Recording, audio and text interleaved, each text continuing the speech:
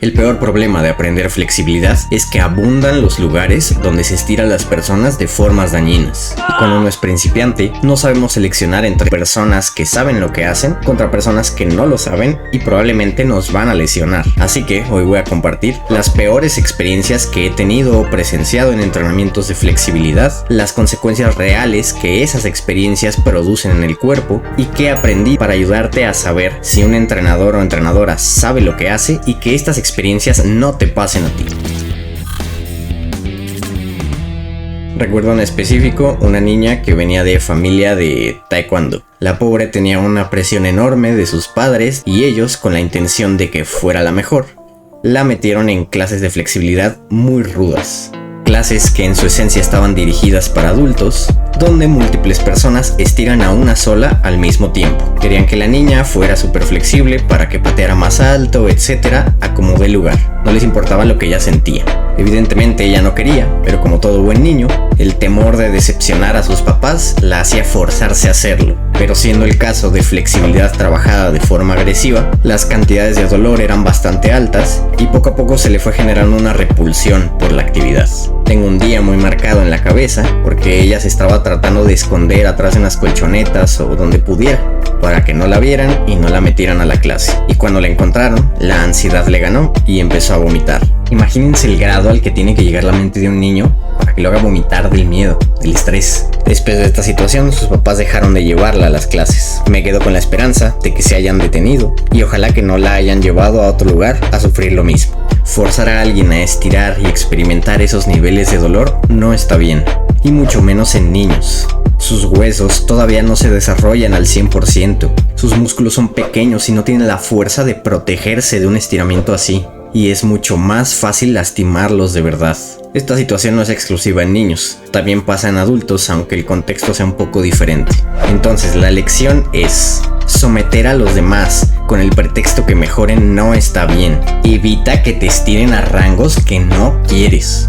Asegúrate que a pesar de ser estirado por varias personas, tú tienes la decisión en todo momento. Una forma de detectar si estás en buenas manos es el nivel de comunicación que hay con el entrenador, tanto contigo como con los demás. Si las personas le comunican dolores que tengan, lesiones pasadas, inseguridades, etc., y hay atención de su parte, es buena señal.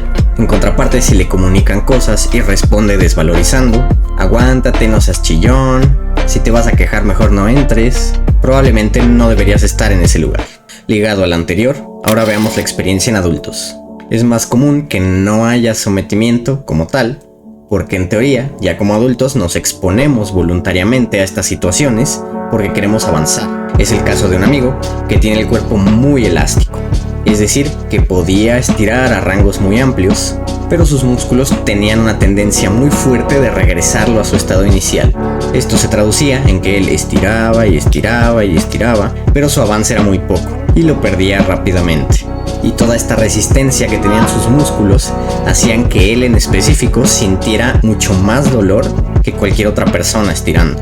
Irónicamente, él era el que más voluntad tenía de todos y se exponía a estirar fuertísimo, que le doliera más. Entonces un día lo llevaron a su rango máximo de estiramiento, pero ya estando ahí lo dejaron mucho más tiempo del acordado. En lugar de soltarlo a los 30 segundos, lo mantuvieron en el estiramiento.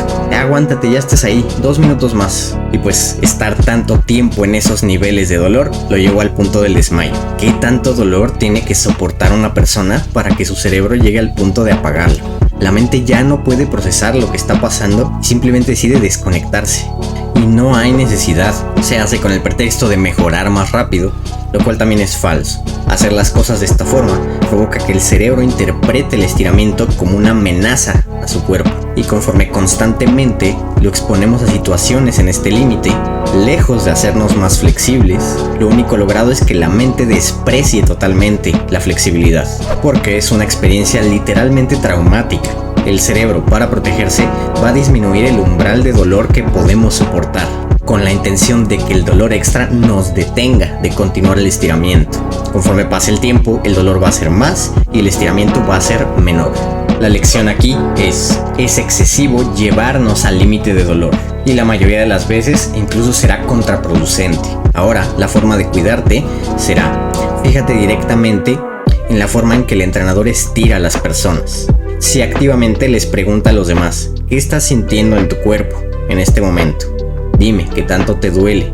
¿Cómo vas? ¿Aguantas unos segundos más? ¿Es tolerable o no? Que antes de comenzar el estiramiento les dé tiempo de respirar, de prepararse mentalmente para tratar de brincar estos límites. Ninguna persona vive en el cuerpo del otro. La única forma que tenemos de entendernos es preguntando. Si no hay interés en conocer lo que están sintiendo las personas, seguramente no le importará exponerte a un dolor así. Siguiente, esto es de lo peor que se puede hacer al momento de estirar. Y es una experiencia que tristemente comparto con casi todas las personas que conozco que se dedican a la flexibilidad. Es algo que generalmente le pasa a principiantes por falta de conocimiento y porque no confía en que según estas personas saben lo que hacen. Pero antes de hablar de la experiencia, hay que entender el proceso más simple del cuerpo al estirar. Cuando alargamos un músculo, el cuerpo reacciona con el reflejo de estiramiento. Básicamente los músculos se contraen para protegerse de una lesión. Entre más rápido se alarga un músculo, más agresiva va a ser la reacción de este reflejo. Cuando estiramos a alguien de golpe, los músculos sufren dos fuerzas contrarias, un alargamiento en una dirección y un acortamiento generado por el reflejo, lo que resulta en que se rompa, un desgarre. Y tristemente de esta forma se sigue estirando en la mayoría de los espacios de flexibilidad. Afortunadamente cuando yo caí en un lugar así, no me tocó cuando era principiante, ya estaba en un nivel intermedio.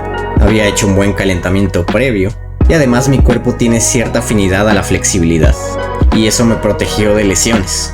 Pero conozco muchas personas que sufrieron lesiones fuertes, que estuvieron meses sin poder estirar o simplemente terminaron por abandonar la flexibilidad totalmente. Lo peor es que es una creencia muy arraigada en estos lugares de pensar que esa es la forma correcta de hacer las cosas, que romper el músculo es un camino corto para ganar flexibilidad. Pero no podrían estar más equivocados. Entonces, el aprendizaje y regla número 1 que siempre debes tener en cuenta al momento de estirar es: hazlo de forma lenta y gradual. Nunca permitas que te estiren de golpe. Pregunta a la persona que te va a estirar cómo se previene de lesionar a los demás y analiza qué te responde. Sé observador, pon atención cuando estira a los demás. El estiramiento es controlado y progresivo o rápido y agresivo. Y piensa conscientemente si es el lugar indicado para ti. Y bueno, ahora deberías poder decidir con más conocimiento si una persona o un lugar son buenos para estirarte o no. Pero el trabajo de flexibilidad sigue siendo complejo y existen otras causas por las que podrías lesionarte. Así que, si quieres saber más sobre cómo trabajar la flexibilidad con salud física y evitando lesiones, aquí te dejo una lista de videos donde toco esos temas. Gracias por escucharme. Nos vemos pronto.